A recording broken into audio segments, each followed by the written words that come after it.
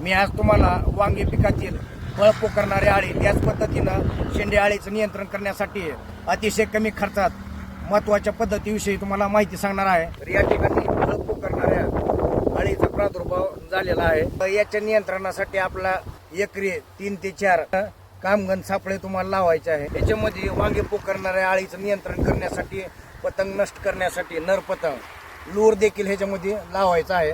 तर या पद्धतीनं शेंडे आळीचा देखील वांगे पिकामध्ये जास्तीत जास्त प्रादुर्भाव दिसून येतो।